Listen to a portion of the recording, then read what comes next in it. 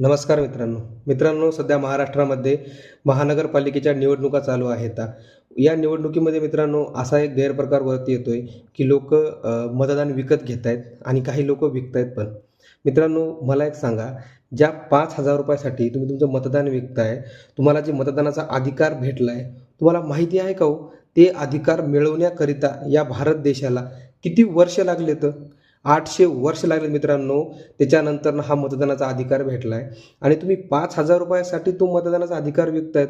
कित्येक महापुरुषांनी मित्रांनो, छत्रपती शिवाजी महाराज असतील, डॉक्टर बाबासाहेब आंबेडकर असतील, वीर सावरकर असतील, त्याच्यानंतर आपले पंडित जवाहरलाल नेहरू असतील, भगतसिंग असतील, सुखदेव, राजगुरू, चंद्रशेखर आझाद, या सर्व महान व्यक्तींनी, महात्मा गांधी, या सर्व महान व्यक्तींनी आपलं अख्खं आयुष्य घातलं का तर स्वराज्य स्थापन व्हावं, जनतेला जनतेचे अधिकार मिळावे. आणि एवढ्या वर्षाच्या संघर्षानंतरनं जे यश मिळालं आपल्याला, 15 ऑगस्ट 1947 रोजी आपण स्वातंत्र्य झालो.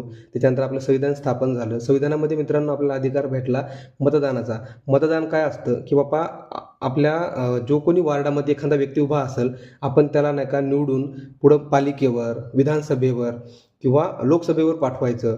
आपले ज्या काही समस्या असतील त्याला सांगायच्या आणि तो आपला मित्रांनो रिप्रेझेंटेटिव्ह असतो. तो आपल्या जे काही समस्या असतील ते तिथं मांडेल व त्याचे हल करून देईल. याच्यासाठी निवडला जातो. पण आता चालू काय आहे, 5,000त मतदान विकायचं. मला सांगा, विकलेला माणूस काही बोलू शकतो का? जर तुम्ही तुमचं मतदान 5,000साठी विकलं, तर तुम्ही त्या व्यक्तीकडे जाऊ शकता का, ज्याला तुम्ही 5,000साठी मतदान विकलंय, की बाबा ही माझी समस्या आहे, हे कर.